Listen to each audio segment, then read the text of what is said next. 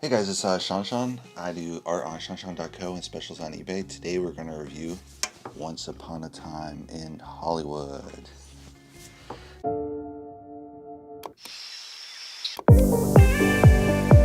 So this is a Quentin Tarantino film. It's quite long. It's 2 hours 41 minutes. It has Leonardo DiCaprio as Rick Dalton, kind of the primary character. His stunt double is Brad Pitt. You have Margot Robbie as Sharon Tate, one of the victims of Charles Manson. Damian Harriman as Charles Manson. Al Pacino as Marvin Schwartz, and there's a lot of different characters here that have other minor parts. Like there's a Bruce Lee character.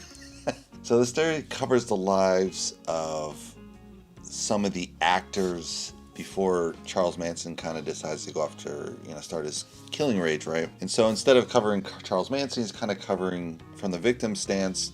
Fine, I kind of wanted to see Charles Manson and that, but you want to come from the victims. I kind of get it. He's from Hollywood, really great actor, so he would really appreciate the victimhood of Hollywood in this sense. Usually they're maybe a scene as the lead, and he's kind of portrayed what Charles Manson impacted Hollywood was. He kind of probably put the fear of God in them. Really started getting to like people had to go around with security guards and all this kind of madness because there might be a whack job like Charles Manson out there, similar to how 9/11 triggered all the airports. You have to go through this stupid security now because of this idiotic terrorism. So I think he kind of took it on as kind of his personal mission. So he covers from the victim standpoint. He covers a little bit on Sharon Tate, who was one of the real victims in real life of Charles Manson, but there's barely Charles Manson in this film. I'm like, dude, I came to see Charles Manson, dude. And I also came to see the Charles Manson murders, right? Both of those aren't in here. So yeah, I was pretty disappointed that they didn't really develop Charles Manson. I get it that maybe in Hollywood you couldn't be objective, as you have the respect of, like, he killed a movie director, Roman Polanski, his wife Sharon Tate, and several others. So yeah, I mean, the guy, Charles Manson is like here on the totem pole. He's this failed musician. He's this lunatic that starts his own kind of gang. He's a petty criminal. So yeah, he's kind of a despicable character that ends up in prison. So from that aspect, that's not wrong to do it that way. And then the directors, they're obviously like top 1% of Hollywood, gearing out movies. Maybe it's not so glamorous if you're, say, the stunt guy. So you have all these kind of characters. Some people have a lot of money, some people don't. And it's an unfair, thing. And that is just how life is, and that's how Hollywood is. The directors have, the producers have the most money, then you got the directors, actors at the same level, and then all the crew might be, really dirt poor. But people really come together for this passionate project of making movies. So that I all get, and Quentin is obviously very passionate about filmmaking. Film, there's a lot of references to different films, different people from the past, but does it all make sense?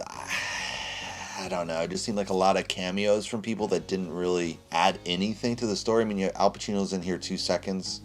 Why? I mean, Al Pacino's a great actor, but it doesn't make sense. Too much to the plot. They have some guy playing, I can't remember these guys, but some of the greats of the 50 actors are in here and making fun of these actors.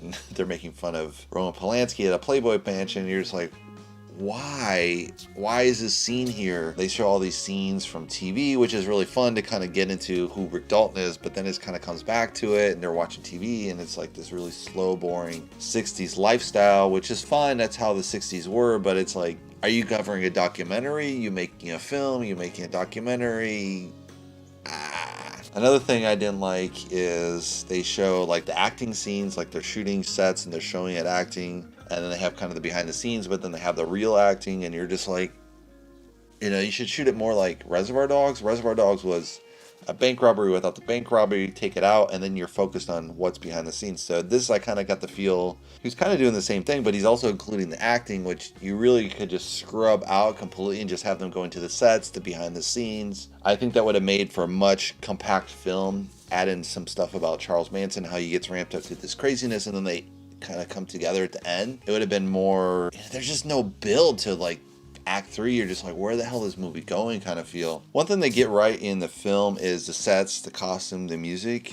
Music, I don't know, it wasn't so riveting to me, but they got the sets and the costumes, you really feel like you're in 1969. They got the right cars, the right decoration. You know, these film stars are just kind of driving like maniacs. What people do in California, I lived in California and I used to drive like 80, 90 miles an hour. Because people just drive like maniacs in California, so that's just like, you know, you feel like you're in LA. I've been in LA, and they boil down the glamorous side of Hollywood to get to like the real feel of when you live in Hollywood, which is really different than what you see normally in films. It's kind of like this glamorous, oh, you're in Hollywood, LA, and they just kind of do snippets so you don't really get the feel. But if you really live in LA, it's like this really long driving.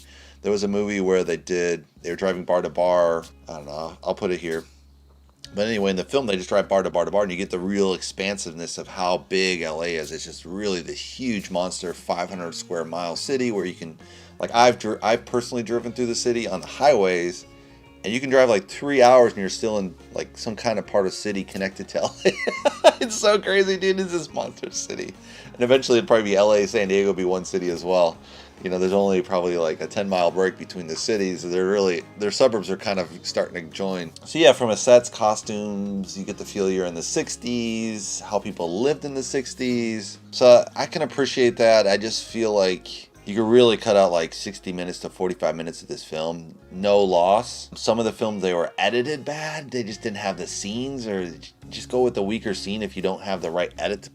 I mean, it was like amateur hour with like some of the cuts. You're like, I was like, oh, this is painful. Like, I video edited. Sometimes you just don't have the cuts. Like, whatever. Don't use that cut then. And I know it's on a super another level versus, you know, video editing for vlogs or what I'm doing here. This is like, you know, easy street compared to what Quarantino is shooting on real film versus digital, or I don't know if he's doing that now still, but you know, he likes to shoot on real film versus digital and doesn't use special CGI unless he really has to. So I can appreciate that, and they really don't use CGI in here. You really feel like you're in the 60s, but it just feels so slow, monotonous. Another part they get wrong is with the main character, Rick Dalton. He goes to Italy and shoots 4 films, and instead of showing them making the films, they're like, here's a movie picture, and here's a movie picture, and here's a movie. Like, just show him doing the film a little bit. It's like 5 minutes here, 5 minutes here, 5 minutes here. I don't know. It just seemed like really lazy. They had this talking, like, this happened here and this happened there. It's like, just show it, dude. It's film. You show it. You do not talk about it. You just show it, and you're a visual storyteller. What the fuck are you doing? Oh man, this is so painful to watch. And you know, there was a little buildup in Act 3, which literally is like this part of the film, and the rest of the film is this long. So it's like Act 1, Act 2, Act 3. Act 1, Act 2, Act 3. So there's no balance between the 3 acts. I mean, it's fine if you want to have a firm ending, which I think the ending is fast. That's fine. But man, the build-up is just so slow, and there's no build-up on these Charles Manson at all. The only thing they have is this crazy girl who gets picked up, and you get a feel for a little bit of the gang, and the stunt double shows up at Charles Manson's ranch, so you have a little bit of it. So you're like, oh, this is getting meaty now. He's going to meet Charles Manson. Now we're going to see the second Act 2 is going to be development with Charles Manson. No, it's not there.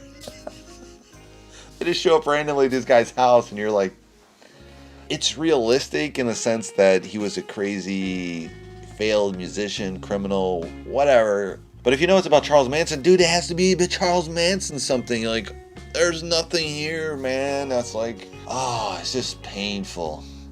Anyway, I can't recommend this film at all. I just think it's just horrible. Set design, costume design, A+. Up to Quentin's standard. Music was fine, I think. But man, some of the edits were bad. And just these long shots of just pointless filming. Just, Anyway, that's my take on Once Upon a Time in Hollywood. Hope you guys enjoy it. Give me a thumbs up. If you want to subscribe, you can subscribe below. And I'll see you in the next movie review. Thanks for watching, guys.